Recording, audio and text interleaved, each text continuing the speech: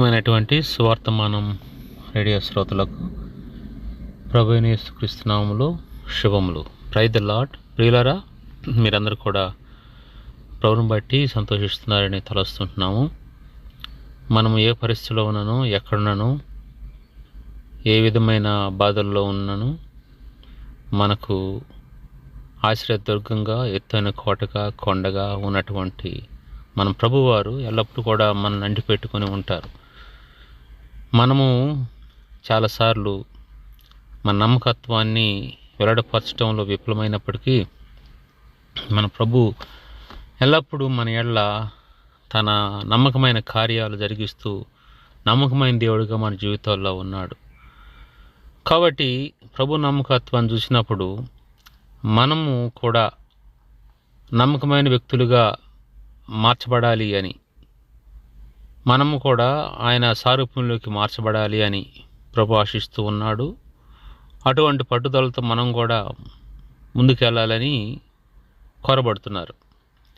ఈ సమయంలో ప్రభు యొక్క లేఖన భాగాలను మనము కొద్ది నిమిషాలు ధ్యానించడానికి ముందు చిన్న ప్రార్థన ద్వారా ఆయన యొక్క సహాయాన్ని కోరుకుందాం. కృపగల దేవా, నమ్మకమైన తండ్రి, మేము ఈ విధంగా మీ యొక్క స్వరం వినాలని ఆశపడుతూ మీ సన్నిధికి రావటానికి నేను ఇష్టపడుతున్నాం. మీరు మమ్మల్ని నడిపించారు. మీ యొక్క ఉన్నత ఉద్దేశాలు, మీ తలంపులు, మీ మారిన ప్రేమను బట్టి వందనాలు. బలహీనలు మమ్మల్ని జ్ఞాపకం చేసుకుంటున్నాను ప్రభా.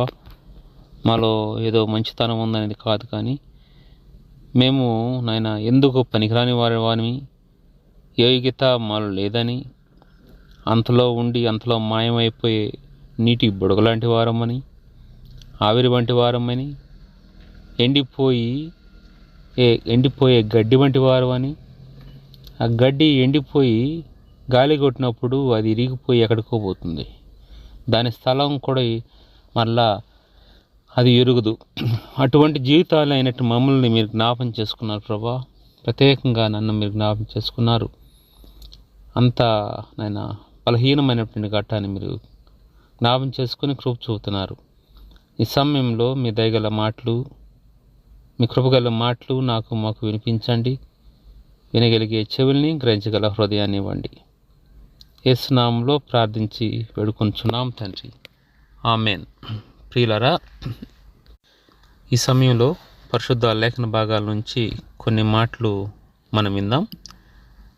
అపోస్తుడైన పౌలు, అపోస్తుడైనటువంటి పౌలు సంబంధించినటువంటి కొన్ని మాటలు, అపోస్తుల కార్యాలు నుంచి మనం కొన్ని మాటలు విందాం. అపోస్తుల కార్యాలు 13వ అధ్యాయం, అపోస్తుల కార్యాలు 13వ అధ్యాయము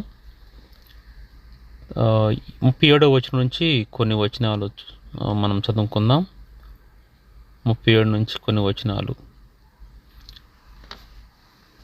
అయితే 36 నుంచి చదువుకుందాం.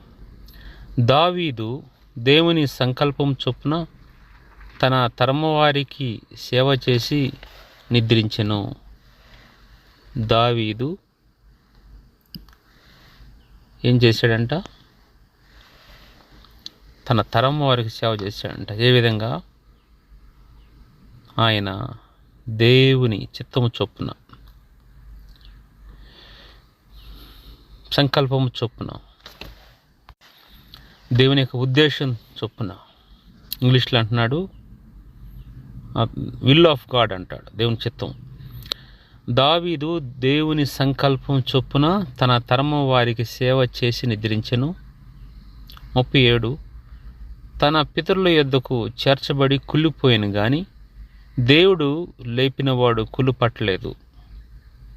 ఇది ప్రభు గురించి చెప్పబడినదన్నమాట.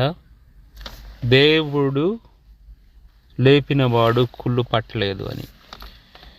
ఈ యొక్క అపోస్తుల కార్యాలు 35వ వచనం చూస్తే, కాబట్టి వేరొక కీర్తన యందు నీ పరిశుద్ధిని కుళ్ళు పట్టనీయవని చెప్పుచున్నాడు. నీ పరిశుద్ధిని కుళ్ళు పట్టనీయవు అంటే ప్రభు అయిన యేసుక్రీస్తు వారిని కుళ్ళు పట్టనీయు అంటే తండ్రి తన కుమారుడైన యేసుక్రీస్తు వారిని మూడవ దినాన లేపినట్టుగా మనం చూస్తాం. అంటే ప్రభు అయిన యేసుక్రీస్తు వారు కుళ్ళు పట్టలేదు అని గమనించాలి. ఇక్కడ దావీదు చనిపోయి కుళ్ళు పట్టాడు, కానీ యేసు ప్రభు వారు చనిపోయి కుళ్ళు పట్టలేదు. తండ్రి తన కుమారుని మూడవ దినాన్ని లేపినట్టుగా మనము లేఖన భాగాల్లో చూస్తాం. మానవ మాతృలు కుళ్ళు పట్టిపోతారు. అంటే మన్ను నుంచి తీయబడినటువంటి ఈ శరీరము మరలా చనిపోయిన తర్వాత ఇది మంటిలోకి వెళ్ళిపోతుంది. మనిషిని భూమిలో పూడ్చిపెట్టినప్పుడు, బయలు చేసినప్పుడు సో ఈ యొక్క శరీరం కులిపోయి అది మట్టిలో కలిసిపోతుంది అన్నమాట.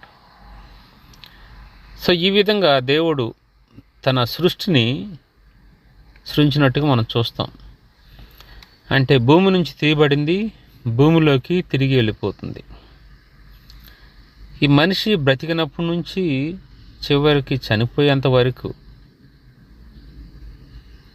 దేవుడు అనేకమైన కార్యాలు తన పిల్లల ద్వారా జరిగించి, తన పిల్లలతో ఉండి, తన పిల్లల పక్షంగా కార్యాలు జరిగించి, పిల్లల ద్వారా తన నామాన్ని మహింపరుచుకొని, పిల్లల ద్వారా తనెంత గొప్ప దేవుడో, ఎంత ప్రేమ కలిగినవాడో, ఎంత భయంకరుడో, ఎంత కరుణ కలిగినవాడో, ఎంత శ్రేష్టమైన వాడో అనే విషయాన్ని అనేకమైన జనాలకు తెలియజేసి, జనాంగానికి తెలియజేసి, అనేకమైన దేశాలకు తెలియజేసి, ఆ మనిషిని ఉన్నంతకాలం తన మహిమార్థం వాడుకొని తర్వాత తన వయసు అయిపోయి తన జీవిత యాత్ర ముగించినప్పుడు, దేవుడు తన ఏళ్ల కలిగి ఉన్న ప్రణాళిక అనేది అయిపోయినప్పుడు, తను ఎంతవరకు ఈ భూమి మీద ఉండాలో అని తన యొక్క దేవుని యొక్క ప్రణాళికలో రాయబడి ఉందో అంతవరకు తనని ఉంచి తర్వాత తనని తన దగ్గరికి తీసుకుంటాడు. ఎట్లా? ఈ శరీరంతో తన దగ్గరికి, ప్రభు దగ్గరికి ఏ మనుషుడు వెళ్ళలేడు. అయితే ఆత్మ అనేది దేవుడు ఉంచాడు కాబట్టి ఈ ఆత్మని కలిగి ఉండటానికి, హోల్డ్ చేయటానికి శరీరం అవసరం కాబట్టి ఈ శరీరాన్ని వాడుకొని దేవుడు తర్వాత ఈ ఆత్మ ఇంకా భూమి మీద ఉండవలసినటువంటి దినాలు అయిపోయినాయి కాబట్టి ఈ ఆత్మ భూమి మీద ఉండడం కంటే నా దగ్గర నాతో ఉండటము శ్రేష్టము అని ప్రభువు గమనించి మనిషిని, తన ప్రియ పిల్లలను ప్రభు తీసుకుంటాడు. అప్పుడు మనం ఏమంటాము? ప్రమోటెడ్ టు గ్లోరీ, మహిమా పిలుపును అందుకున్నాడు అంటాం, మహిమా ప్రవేశం జరిగింది అంటాం. కొంతమంది చనిపోయాడు అంటారు. అయితే దేవుడు మనకు గొప్ప నిరీక్షణ ఇచ్చాడు కాబట్టి, మనల్ని రక్షించాడు కాబట్టి, మనము ఇప్పుడు చనిపోయినా ప్రభువుతో ఉంటామన్న నిరీక్షణ మనకు ఉంది కాబట్టి, సో మనము బ్రతికి ఉండేదానికంటే చనిపోవటం అనేది, దేవుని మహిమార్థమా చనిపోవటం అనేది గొప్ప విషయంగా భావిస్తారు కాబట్టి క్రైస్తవులు అన్నవారు కొంతమంది. కాబట్టి మనము ప్రభుతో ఉండటానికై ప్రభు యొక్క ఆత్మను తీసుకెళ్తాడు. శరీరం అనేది ఈ భూమి నుంచి తీయబడి చేసింది కాబట్టి మరలా ఈ భూమిలోనికి వెళ్ళిపోతుంది. అంటే యుగ సంబంధమైనటువంటి ఈ యొక్క శరీరము ఈ ఇహలోనే కలిసిపోతుంది. పర సంబంధమైనటువంటి ఆత్మ ఆ పరలోకమందున్న ప్రభు దగ్గరికి పోతుంది. కాబట్టి మనము ఈ విషయాన్ని గమనించాలి. ఇది ఈ శరీరము ఒక గుడారము, ఈ భూమి మీద శరీరము ఒక గుడారము. మనము ఈ శరీరం నివసించడానికి ఇల్లు అనేది ఎట్లా కట్టుకుంటామో అది ఏ విధంగా ఈ శరీరానికి గుడారంగా ఉందో, అదే ఈ యొక్క ఆత్మకు, ఈ ప్రాణానికి ఈ యొక్క శరీరం కూడా ఒక గుడారంగా ఉంది. చనిపోయిన వ్యక్తి తన గుడారమైనటువంటి ఇల్లుని ఏ విధంగా విడిచిపెడతాడో, అదేవిధంగా చనిపోయినటువంటి వ్యక్తిలో నుంచి ఈ ఆత్మ దేవుడు పెట్టినటువంటి దీపం కాబట్టి, ఈ ఆత్మ చనిపోయినటువంటి మనిషిని గుడారంగా చేసుకొని ఏ విధంగా ఉంటుందో, ఆ మనిషి చనిపోయినప్పుడు, అంటే ఆత్మ అనేది ప్రభు వద్ద కొనుపబడినప్పుడు ఆ శరీరం కూడా శిథిలమైపోతుంది. ఇల్లు వలె ఖాళీ అయిపోతుంది. అది కొన్ని దినాలకి భూమిలో కలిసిపోతుంది. మనము ఎంతో విలువైన గృహాలుగా కట్టుకుంటున్నటువంటి ఈ పెద్ద పెద్ద గృహాలు, ఎంతో ఖర్చు పెట్టి మనం కట్టుకుంటున్నాము. అవన్నీ కూడా ఒక టైంకి వచ్చినప్పుడు శిథిలమైపోతాయి. ఈ శరీరం కూడా శిథిలమైపోతుంది. అంటే మొత్తానికి భూమి మీద అన్నీ కూడా ఒక టైంలో నశించిపోతాయి, శిథిలమైపోతాయి, లేకుండా పోతాయి. మనం ఎంత శ్రేష్టమని గొప్ప అనుకుంటామో అవన్నీ కూడా వాటి యొక్క స్థానాన్ని విడిచిపెడతాయి. స్థానభ్రంశము, స్థానచలనం కలుగుతుంది. అయితే ఈ ఆత్మ ఇచ్చినటువంటి ఆ దేవుడు ఈ ఆత్మను తిరిగి తీసుకుంటాడు. ఆత్మ శిథిలమైపోదు, ఆత్మ నశించిపోదు, ఆత్మ దేవుని ఎదుగుపోతుంది. శరీరం అనేది ఏ యొక్క ఆత్మను కలిగి ఈ శరీరం ఉందో, ఏ యొక్క ఆత్మకు ఈ శరీరం గుడారం వలె ఉందో, ఆ శరీరం భూమిలో కలిసిపోతుంది. అదేవిధంగా దావీదు మహారాజు గొప్ప రాజు. ఆయన అనేకమైన కార్యాలు చేశాడు, అనేకమైన యుద్ధాలు చేశాడు, అనేకమైన అద్భుత కార్యాలు దేవుడు తను ఉపయోగించుకున్నాడు. అయితే ఆ సమయం వచ్చినప్పుడు, తన యాత్రా దినాలు ఈ భూమి మీద ముగిసినప్పుడు తను చనిపోయినాడు. చనిపోయిన తర్వాత ఏమైంది?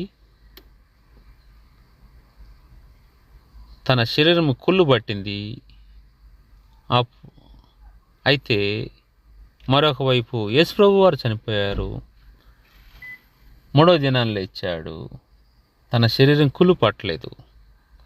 ఆయన పరలోకానికి కొనుపోబడినాడు. పరలోకానికి వెళ్ళిపోయినాడు.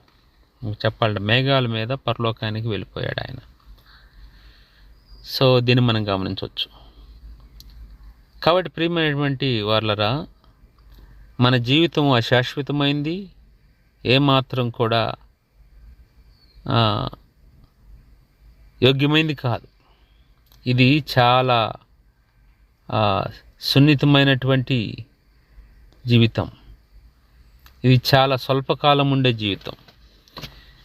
అటువంటి జీవితం కలిగినటువంటి దావీదు ఏం చేశాడంట? తన బ్రతికినంత కాలము మన యొక్క 36వ వచనంలో చూస్తే, దావీదు దేవుని సంకల్పము చొప్పున తన తరము వారికి సేవ చేసి నిద్రించి. అంటే దేవుడు తను ఎందుకు ఉంచాడంటే, తను ఏ జనరేషన్లో అయితే, ఏ తరములో అయితే ఉన్నాడో ఆ తరములో ఉన్న వారికి సేవ చేయాలని దేవుడు ఉంచాడు. ఏ విధంగా సేవ చేయాలి?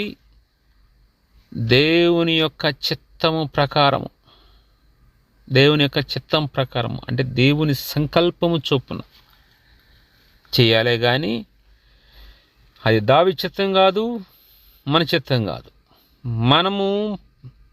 మనం జీవిస్తున్న ఈ తరంలో మనము కూడా దేవుని సేవ చేయాలని, దేవుని చిత్త ప్రకారం నడుచుకోవాలని దేవుడు మనకు అనుగ్రహించినటువంటి ఈ తరానికి మనం సేవ చేయాలి, ప్రభువును ప్రకటించాలి, ప్రభువును చూపించాలి, ప్రభువు సాక్ష్యంగా ఉండాలని ప్రభు మనల్ని ఉంచాడు. అంతేగాని జనాభా తక్కువ ఉందని మనల్ని ఉంచలేదు. ఇక్కడ మనం జనాభా కొదువైద్దని మనల్ని ఉంచలేదు. ఉండాల్సిన జనాభా కంటే ఒకరు తక్కువ ఉన్నారు కాబట్టి నన్ను ఉంచలేదు. అదేవిధంగా నిన్ను ఉంచలేదు, అదేవిధంగా మనల్ని ఉంచలేదు. ఈ విషయాన్ని గమనించాలి.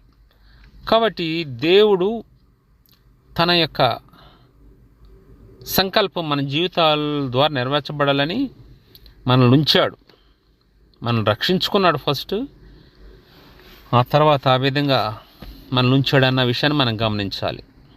ఈ తర్వాత మనం గమనిస్తే ఆయన అద్భుతమైన సేవ చేశాడంట దావీదు. మనం ఏ విధంగా సేవ చేస్తున్నాం? మనం సేవ చేస్తున్నామా, సేవ చేసేవారిని చెడగొడుతున్నామా? మనము అనేక మందిని ప్రభు యొద్దకు నడిపిస్తున్నామా? అయితే ప్రభు యొద్దకు నడిపింపబడిన వారిని బయటికి పంపించేస్తున్నామా? లేకుంటే ప్రభు నుంచి దూరం చేస్తున్నామా?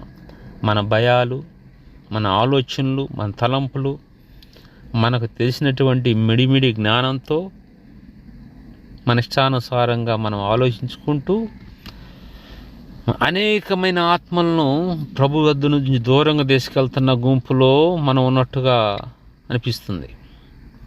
కాబట్టి ప్రియమైనటువంటి సహోదరుడా, సహోదరి, మనల్ని పరీక్షించుకోవాలి.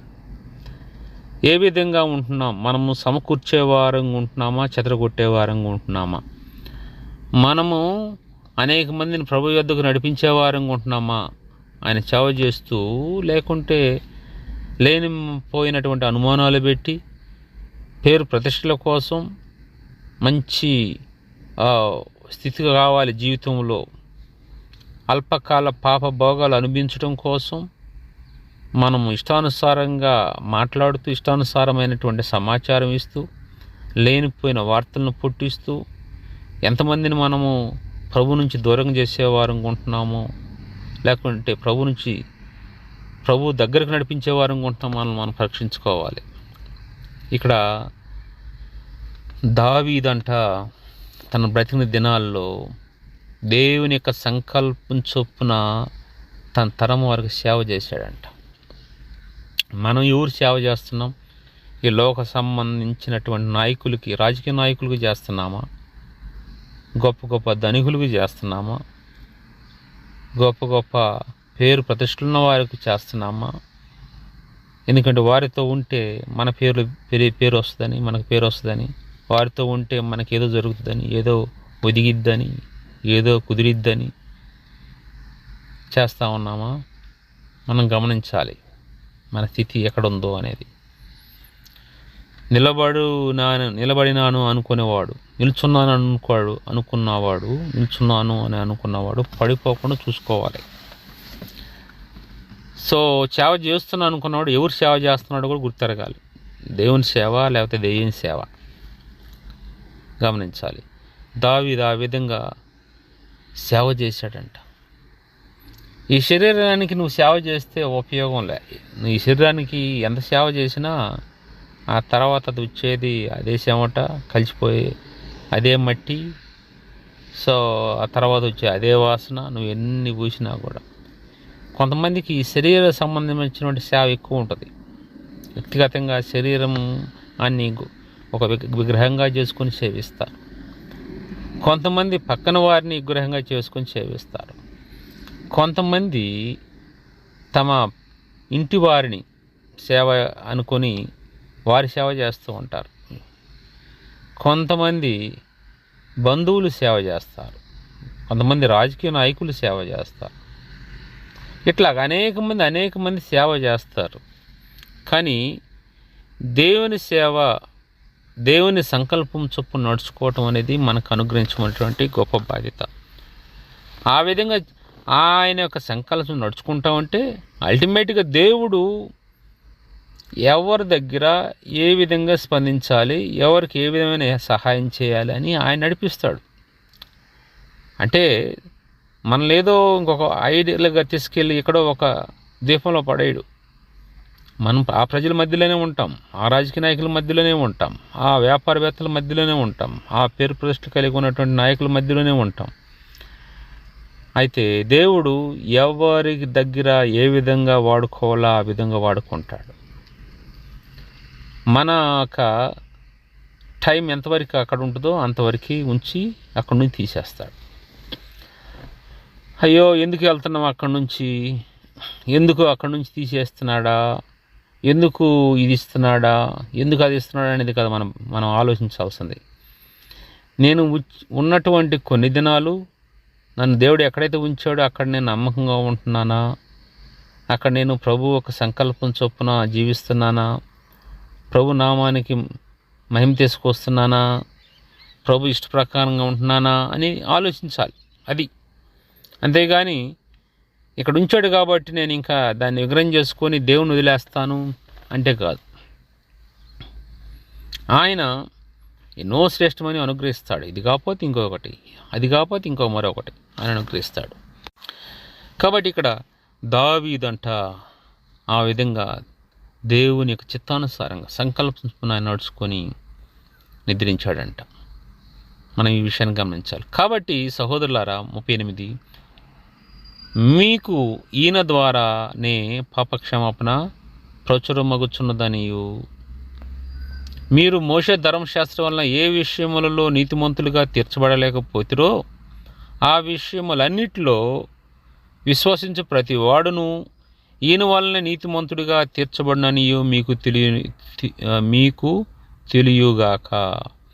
ఇక్కడ ఈ యొక్క ఎవరి శరీరం మృతం కాలేదు అంటే కుళ్ళి పట్టిపోలేదు, ప్రభు అయిన యేసుక్రీస్తు వారు ఏ విధంగా సజీవుడిగా ఉన్నాడో ఆయన ద్వారానే మనకు పాపక్షమాపణ. దావీదు ద్వారానో లేకపోతే మరొకరి ద్వారానో కాదు పాపక్షమాపణ.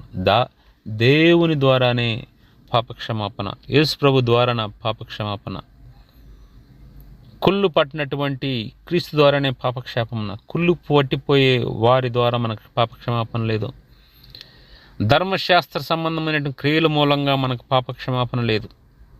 దేవుడు అంటున్నాడు, కాబట్టి సోదరులారా మీకు ఈయన ద్వారానే పాపక్షమాపణ.